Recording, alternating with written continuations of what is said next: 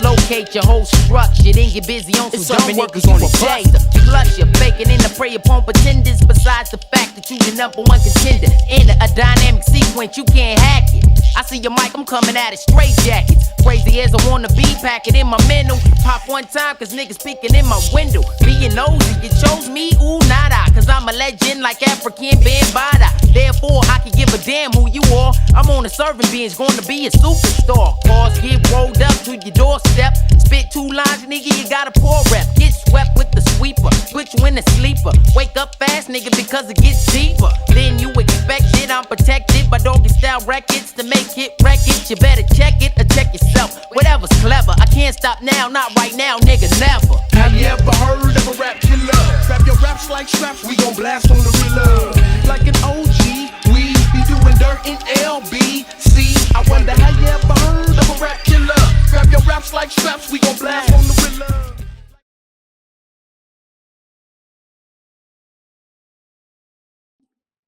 I was talking to Prince of Porno Style, who's an artist from the west side of Long Beach. Right. He actually stated that he battled you. And when I asked him who took the win, his exact words was, I definitely didn't lose.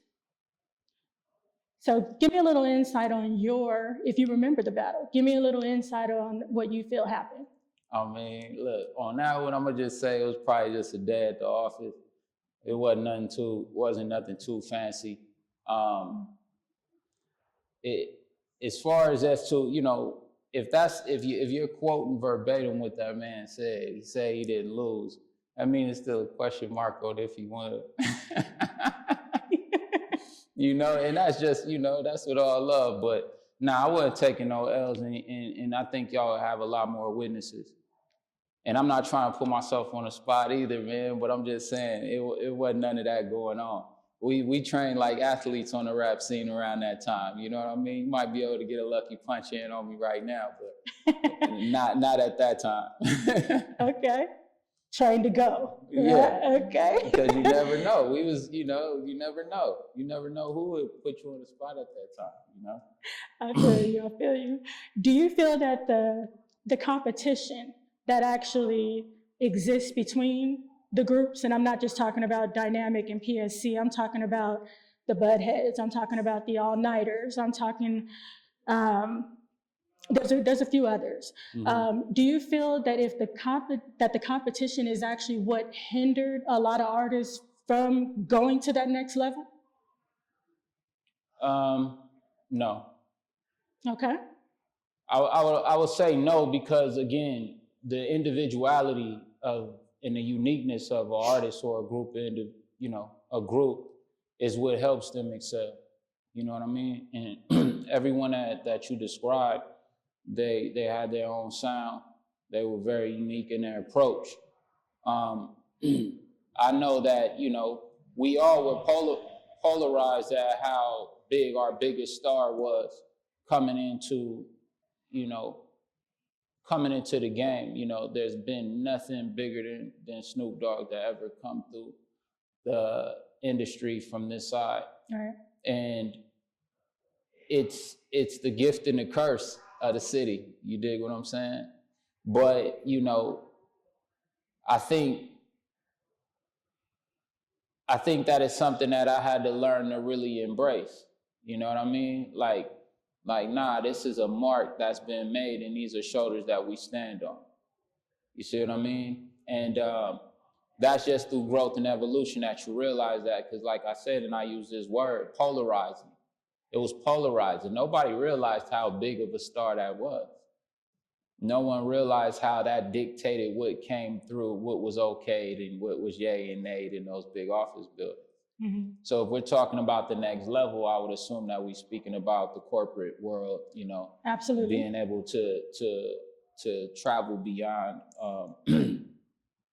the confines of the city or the county or whatever the case may be. And that's with all due respect. But I think that, you know, once you understand that, then it's just like, yo, you don't stop what you're doing, you keep creating.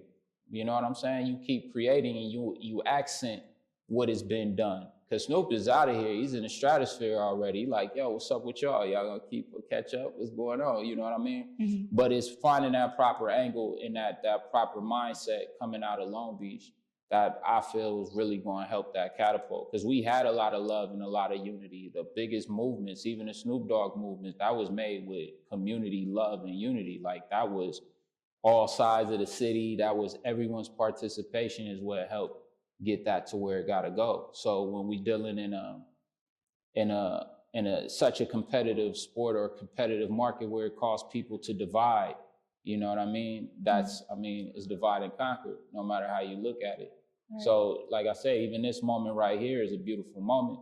You make the call and the people show up. That's just showing the power of this thing and what it, you know, the potential that it could have. But that came with growth and maturity, because it probably, otherwise it would have happened 10, 15 years ago. Right. And with that being said, that actually goes to my next question. What is your biggest, if I knew then, like I know now? I've wrestled with that conversation, if I knew then what I know now, but then I can't contradict myself either by saying like I'm an organic person. So I try to find the lesson in the blessing and the blessing in the lesson of all of it.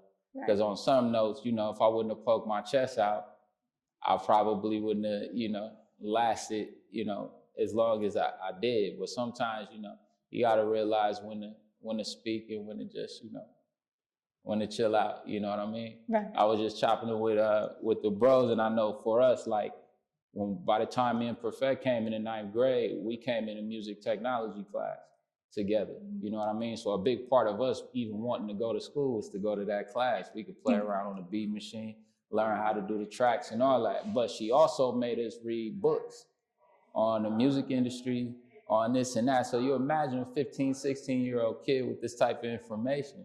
Like, yo, I'm going to war with whoever. What's happening? What that contract looking like? Like, well, you know what I mean? Mm-hmm. And I mean, it teaches you to just at least just know what you're getting into. Mm-hmm. And that was, I think, that was a place that I was probably a little premature on, because when you come into the music industry, they want you to just shut up and rap. You know what I'm saying? Mm-hmm. Deal with all of that later on down the line, you know? But we needed to deal with it right then. And when I deal with artists these days, I'm like, yo, know what you're, at least just have a general understanding on what you're doing, so you'll know how to make it work to your benefit. What can you tell me about the battle between you and H.I.T of Porno Style that took place on Locust? I don't know if I remember that one as much as I remember the one at Pilot. Because that might have been a part 2. Okay. Yeah. Talk to me about the one you remember. Well, what I remember was my approach. I can't even really say verbatim what it was, but one thing I can say is H.I.T never stopped, man. He just kept coming back. Like I would try to really just embarrass him. You know, and it was, I could see that it would visibly get him upset, mm-hmm. but he would just he would stay in his mode and keep going with the raps. Mm-hmm. It was a challenge, man. He didn't back down. I would say that. I don't feel to this day that he could touch me bar for bar. But is that a challenge? Hey man, if that's what it comes down to, man. If the people want to see it, man, you know. I'm gonna hold you to that. Let's make it make sense. We in a different realm now, man. Okay. We're not rapping for free. I got you. But nah, that, you know, I would definitely say that I know I got under his skin, because he kept wanting to rap against me every time. If he thought he smashed me the first time, he wouldn't have wanted to get at me again and again and again. We literally got to the point where we was battling every time we seen each other. And it was like, bro, I don't even want to rap no more. Like, I felt like, you know, I got it. He was like, nah, like, you gonna respect me. You know what I'm saying? So I give you that, you know, I give you that. And I'm not trying to sound like no crazy. I just know I eat, slept, and shitted rap. Mm-hmm. Period. So in that particular time, like, it was nothing. It was like you really had to have no other distractions in your life to try to rap against me at that particular time. Got you.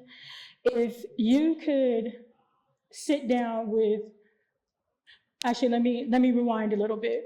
In your mind, think of the one battle that you feel, even though you may have taken the win, the one battle that you feel might have gave you just a little bit of problems, that person that gave you a little bit of competition. What would you say now, as the man you are now, to that person?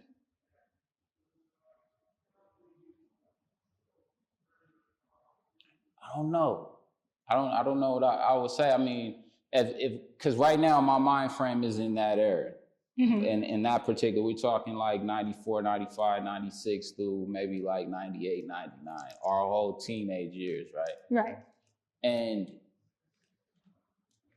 I don't know if we were just beyond arrogant, but we didn't feel nobody was giving us no kind of run.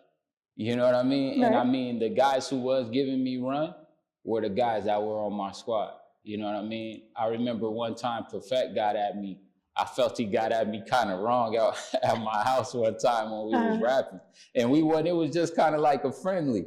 But, you know, bro started really going in, you know what I'm saying? And I'm like, hold up. I wasn't really even prepared for it, but it kind of turned into a lightweight battle, you know? And so I give him that. That's the only time that I felt that I got kind of rubbed wrong. But I immediately went back and it was just like, nah, this would never happen again. You know what I'm saying? Like, but it was amongst us though type thing. And probably don't nobody know it, but he the only one who ever really gave me some run. We had our own little rivalries within our camp. And I think that was one thing that was like why when we faced other crews, it was nothing, because we sparred often. You know what I mean? Like it was always like, yo, I noticed like we'd be working on a record and it probably is still the same way to this day. The beat come on and no one talks to each other. Pack over there, somebody over there, and you just hoping like, yo, I got to pull something out of my hat that's going to be able to stand next to whatever this dude is going to say, because he's not going to even spit it to me until he gets in the booth. Right. You know what I mean? So it was one of those type of things. It was real hard nosed, because when we go to the studio, we got to think we're at the house recording, but then we'll go to the studio, get invited to Can-Am, doing a whole Death Row thing, and we're seeing how these guys are working. There's 15 people in the room. Only 3 people's getting on this song. Everybody got notepads.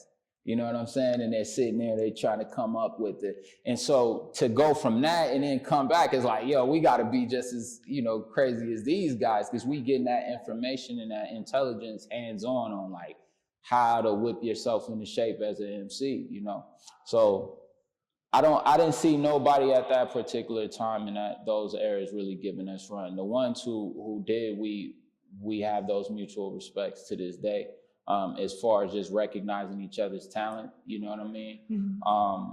Like I said, you know, from the E-Whites to, you know, the his crew, the Porno Styles, like even, you know, Hit a few years after, you know, me and him would kind of go back and forth. I started hearing how he made records, you know, mm-hmm. and I started to respect his pen more so than, you know,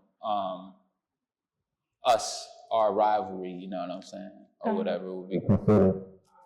Yeah. Okay. How important do you feel it is to highlight this era in music? Because you did mention earlier that you felt like it was the lost generation or the lost era. Mm-hmm. So how important do you feel that things like this continue to happen to highlight that era?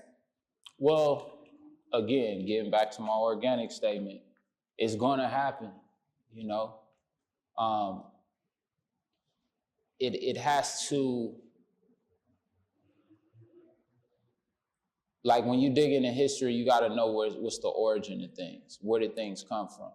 You know, we dared to be different, you know, in a complete gangster rap era, now that we have history to define it as such. We had the gangster rap era. We were being cultivated and bred during that era, but we hip hop babies. So you got, you know, what we had to do to survive on the street level of things, but we also grew up in a culture that was brewing while it was becoming more universal. That generation afterwards became way more universal. You know what I'm saying?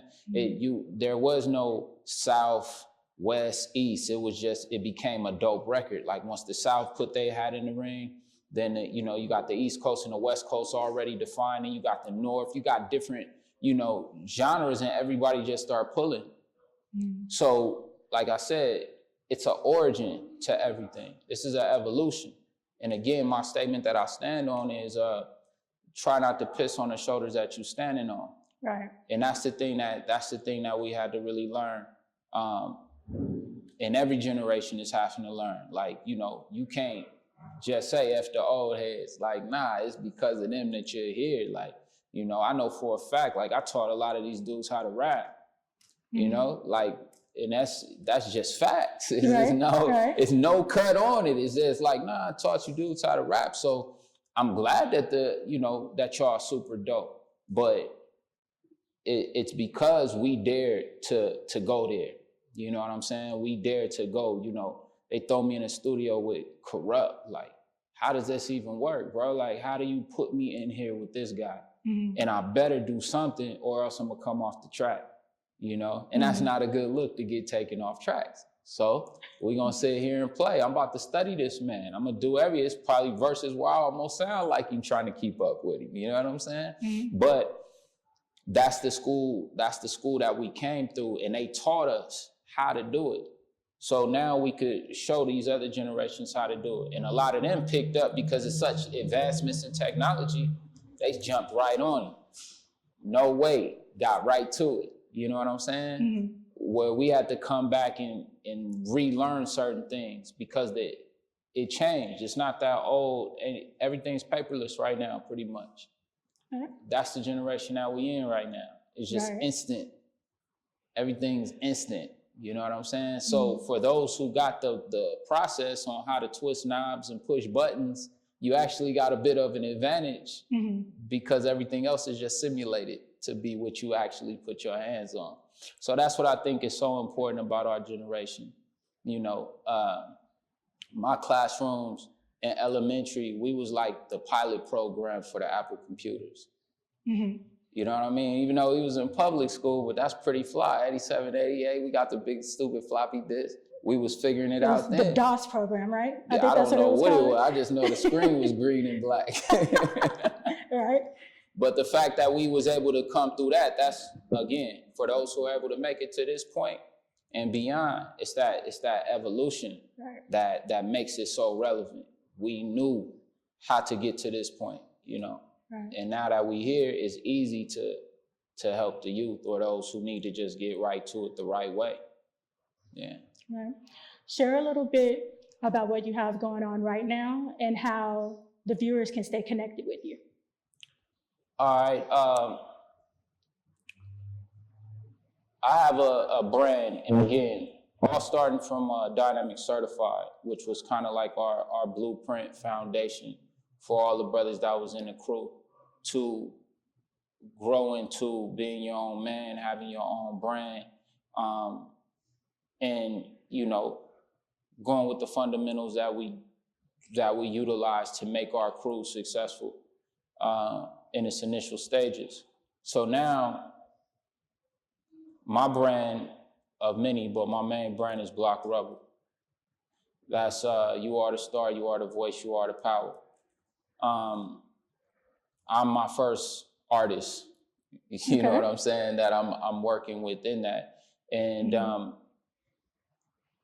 that's just to really show that you can stand on your own too, when it comes down to it. But also create something or a blueprint that others could mimic. We all taken from different blueprints that have been successful. And that's how, you achieve the ultimate success. But I think that's more so what I'm promoting right now. That's something that I offer the youth. Like, it's not come over as I'm not trying to be the big celebrity and all of that. It's like, nah, come over here and get the game so that when you out there, you can maneuver with it and last as long as we lasted. Because some stuff we had to go back and find our publishing and royalties and all that, because we just kids.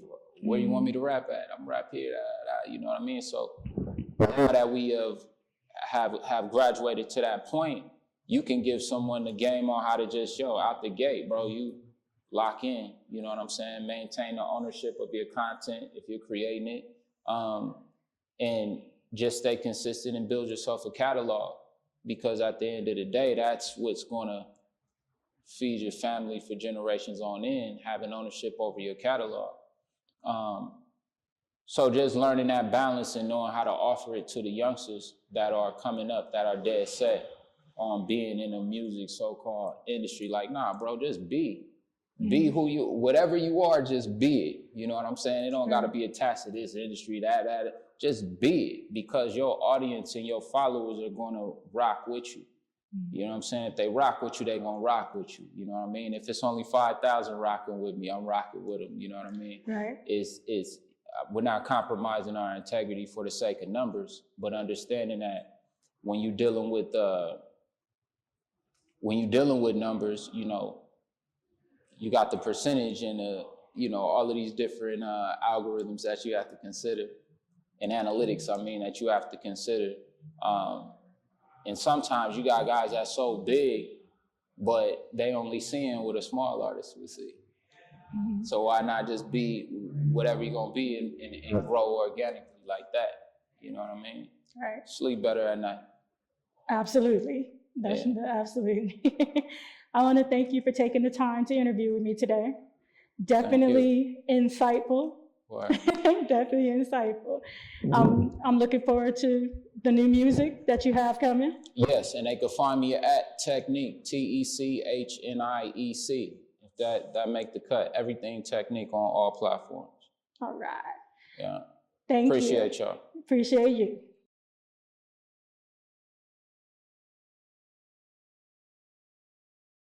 After the battle, after he won, he like, we go outside, they all outside like, what's up?